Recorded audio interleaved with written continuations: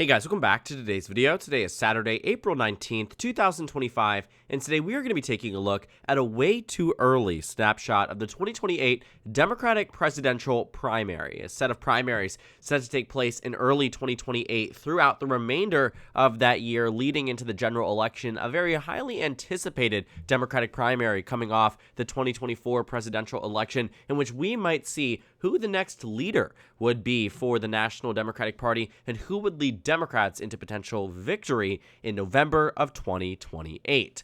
Now, I know it seems very early on, but I created this channel roughly 8 years ago. It would be 8 years and potentially 2 months here, or 3 months. I'm losing track of time. But the point is that very early on, we started off this channel by talking about the 2020 Democratic primary back in mid-2017. And it actually did prove to be quite beneficial later down the line to analyze it and take a look at who might run, because what we knew in 2017 was largely what we saw in 2020, just 3 years in advance. There's a lot of Democrats out there who seem like they very much want to run. People like Gretchen Whitmer and Josh Shapiro and Wes Moore, some very big names that are clearly in some capacity at least, pursuing an office higher than what they currently hold. And in many cases, that's either the United States Senate, but for most cases, for these specific types of candidates and these specific politicians in particular, that is the office of President of the United States. And so looking at this Democratic primary, the reason why I wanted to do this video was because I just came off of this BuzzFeed article talking about how Nate Silver predicted in the Silver Bulletin, which is his Substack of sorts, his website, where he talks about who he thinks the 2028 Democratic nominee will be. And he says that he believes right now it's going to be Representative Alexandria Ocasio-Cortez. AOC, better put, who is a representative from the state of New York, who has been in very big publicity stunts over the past 3 months. Not necessarily stunts, too. I don't say that to degrade what is being done here, but it's a tour. It is a publicity tour that is meant to reshape the vision of the Democratic Party. Bernie Sanders and AOC are going state to state, red state, blue state, whatever, and doing what they can to organize. And it is very clearly trial running what potentially could be a presidential bid for AOC. And now keep in mind that there are a lot of other people too who are also doing very similar things. Going across the United States, just recently announced, we'll talk about this in a future video, Kamala Harris announced that she's doing a fundraiser in New York where the ticket price starts at $25,000. You typically don't do that unless you have future ambitions. We saw it with Biden back on his book tour before he ran for president. I remember he came around the Washington, D.C. area, was doing a lot of high-profile fundraisers to that effort. So looking at what we're seeing on the Democratic Party side, we're seeing a lot of people all across the United States really trying to find their place. A lot of politicians in this party likely to springboard into a presidential election. Now, the Wikipedia page is really what we're using here to serve as a basis for discussion about the Democratic Party.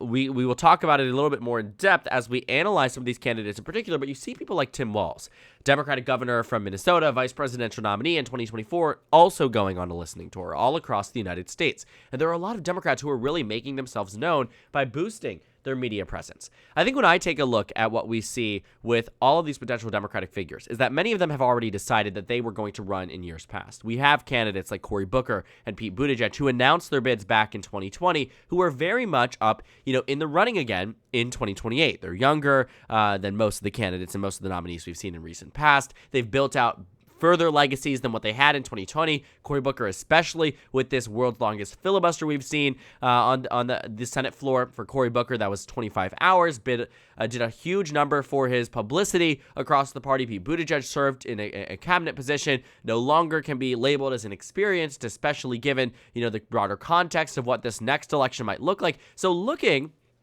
at the potential Democratic candidates here, we have a wide range. And just taking a look at those who have publicly expressed interest. Stephen Smith, this seems to be more of the celebrity style of campaign that we might see really emerge in 2028. Mark Cuban, Stephen Smith, really cut from the same cloth in the sense that they aren't inherently political figures, but they do believe in Democratic policy, at least to some extent, and they do seem to have some level of interest in governing the nation. And so Jamie Raskin's no surprise. Tim Walz really is no surprise. I think it will be interesting to see at baseline, though, who decides they're actually getting into the race dependent on who else enters in. I think it'd be quite difficult to see how we could find Tim Walz and Kamala Harris in a primary being oppositional against one another. But again, we're probably going to see about 15 to 20 candidates. It's very easy to avoid talking about any one of those 15 to 20 candidates. And I imagine that in a hypothetical scenario where Tim Walz and Kamala Harris are both running in 2028, they will likely try to avoid each other as much as possible for the sake of the fact that they ran for president and vice president together. But of those who have not publicly expressed interest, we have potential Democratic candidates as well. And all of these names really seem to be quite interesting because I think they would all take a different, fundamentally different approach to taking on someone like J.D. Vance, or in a very estranged hypothetical, I know we don't like to talk about this, but a third Trump term rather, in which there is that possibility, which again, less than 1% chance that this is something that actually becomes a possibility, but that Donald Trump declares that he's running for a third term, or that J.D. Vance and him trying to do some type of workaround. Altogether, though, I think what this is going to be is about how these candidates shape their vision in a second Trump administration against the incumbent party, whether that's J.D. Vance, whether that's Donald Trump, whether that's Kristi Noem, whoever is the nominee in 2028. It's about how they shape that vision. I think all these Democrats will take fundamentally different approaches. You have Andy Beshear from Kentucky, Cory Booker from New Jersey, Pete Buttigieg from Indiana, now Michigan, Roy Cooper from North Carolina. Rahm Emanuel, I think this is a name that not many people know, but he seems to have been toying with the idea of running for DNC party chair and then toyed with the idea of running for president. Chances are he'll probably run for president. I don't think that he's someone that's mainstream enough that he would actually gain traction nationally, but, we can see Ruben Gallego from Arizona, of course, Kamala Harris, very much in the running for 2028 again, the highest polling Democrat in the race so far, Maura Healey from Massachusetts, Ro Khanna from California, Amy Klobuchar from Minnesota, Chris Murphy from Connecticut. He has a huge digital presence. You have to ask why. It's very rare that sitting, congressmen or senators, still technically congressmen, decide that they are running for something higher, not decide they're running for something higher, decide to put themselves out there on a level that seems like they're running for something higher unless they're actually going to run for something in the future. So Chris Murphy could run, Gavin Newsom, AOC, John Ossoff, J.B. Pritzker, Josh Shapiro, Gretchen Whitmer. So some very big names that could be running for president in 2028. Now, of those who have said that they are definitively not, I don't know how convinced I am that all of these people would not. I am thoroughly convinced that Andrew Cuomo would not be running for president in 2028. That would be, dead on arrival, right? John Fetterman, I'm also convinced that he's not going to run for president in 2028, but that is their, small possibility pending what happens in 2026. Wes Moore, I talked to you guys early on about how I thought that he was very much going to run for president. Obviously, nothing is guaranteed, and he says that he's not going to be running, but largely speaking, right, if we looked at the Wikipedia page for the 2016 presidential election, if we were looking at it in 2013, Hillary Clinton would have been on the decline to be candidates list. She said she was not going to run when she left the office of Secretary of State, and yet, 2 years later, she's back running for president again. And so I am very much, a bit skeptical to believe the decisions that are made this early on, because who really knows, right? I think that's why no one decides to run this early on, but we know in a way that there is some level of interest. Jared Polis, I can imagine, probably won't be. Michelle Obama doesn't look like she wants to do anything with the current administration or anything with necessarily with running herself in electoral politics. Bernie Sanders would be too old. Alyssa Slotkin just got elected to the U.S. Senate. Maybe, but again, too early to say. Still also believe that she's probably very much interested in remaining in the United States Senate. Point being, there's a few people on this list, on the decline to be candidates, that I would say, I don't believe you. I think you're going to run. Of those who are in this hypothetical list, I think the majority of these people are going to run. I think Booker's in the race. I think Beshear's in the race. I think Buttigieg is in the race. Pending the Senate race in 26, I think Cooper could be in the race, right? I think that Gallego might want it or might want VP. So you run for things to get yourself out there nationally. Kamala Harris, if she doesn't run for governor, my bet is she's running for president. Ro Khanna seems like he wants it, right? Klobuchar could throw herself back in the ring. Newsom very clearly wants it, right? Murphy seems like he wants it. AOC doing this big tour with Bernie Sanders, very possible that she runs. Pending the Senate race in 26, I can imagine John Ossoff running or being someone's VP, right? J.B. Pritzker very clearly wants it. Whitmer wants it. Shapiro wants it. So all of these things that we're seeing for 2020, it's very interesting that very early on we have a very good idea of who might be running, but no clear leader. And that's what's different. Besides the fact that Kamala Harris is the clear leader right now on the Democratic side. She leads on average by roughly 10 points. And just taking a look at, across the board, there's only one poll here that really shows Kamala Harris losing to anyone, and that's the Atlas Intel poll that says Pete Buttigieg would beat out Kamala Harris, which, again, not thoroughly convinced by, given everything else we've seen. there is largely anticipation on Kamala Harris's end as to what she might do. Does she run for governor? Does she run for president? Who knows, right? Who knows what she's going to do, but she says she's going to announce by the end of the summer. If she's not running for governor, again, my bet is she's running for president. If she's running for governor, my bet is she's not running for president. But again, there's no clear leader besides Kamala Harris, which means if you take her out of the fray, which seems like it might not be the most realistic scenario, but taking her out of the fray, you really reduce everybody down to less than 20%. In 2013, we knew it was going to be Hillary Clinton. We knew it was going to be Hillary Clinton. In 2017, we knew it was going to be Joe Biden. As much as the early primaries were a formative part of that Bernie wing of the party in 2020, I was saying on this YouTube channel in 2017, in 2018, in 2019, that I thought it was Biden. Why? It was a very simple answer. Popular President Obama's vice president wants to run for president after passing it up in 2016. The simple answer, and what the polling indicated, was that it was going to be Joe Biden, and guess what?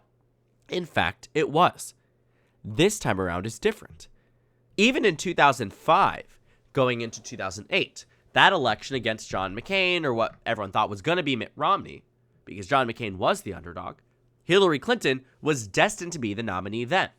Right now, no one is polling over 30%, unlike any other competitive Democratic primary in recent memory. In recent memory, seriously. This gives Democrats a unique opportunity to really break through what they need to break through and to put themselves into a position where they're competing for visions of the party, they're reshaping what it means to be a Democrat, because Democrats need someone who can meet the moment of a changing and evolving electorate. And there's a lot of candidates out there that are going to put that vision forward. Right now, it seems as if, yes, Nate Silver saying AOC is doing well, Pete Buttigieg polling higher than Harris in one individual poll with Atlas Intel, yes, that's good for those candidates specifically. But it doesn't mean the race is done. The 2028 Democratic primary will be the most fascinating because I think it's going to really show all wide ranges of the Democratic Party. And a lot of new personalities of people that didn't enter into the race in 2016, that didn't enter into the race in 2020, that didn't really get involved until Kamala Harris was the nominee in 2024, that are now getting involved. Because this second Trump administration to many of these Democrats is far worse than the first. And they have to deal with it, whether on a governor level, on a celebrity level, on a free speech level, whatever it might be. And it's going to be fascinating to watch this primary unfold. There's a lot of anticipation, and I urge you to wait. Nobody's going to be announcing anytime soon, and the earliest we saw was John Delaney in 2017, and even then, we saw how that played out, right? So looking at 2028, looking at all of these mainstream Democrats, non-mainstream Democrats, it's going to be quite competitive. And we will see what happens as candidates express interest and drop interest and announce and suspend their bids, and as we spend the next 3 years navigating what the future of the Democratic Party looks like. Because a lot of it will be defined with these next midterm elections. A lot of it will be defined in this year's Virginia and New Jersey elections. Take a look at Abigail Spanberger, not someone who's mentioned on this list now, but very well could run in 3 years, depending on the type of national figure she plays for herself, should she be elected governor. A lot of things to talk about, a lot of things to keep in mind, keep in consideration. So much to really be excited for. This Democratic primary is going to be fascinating.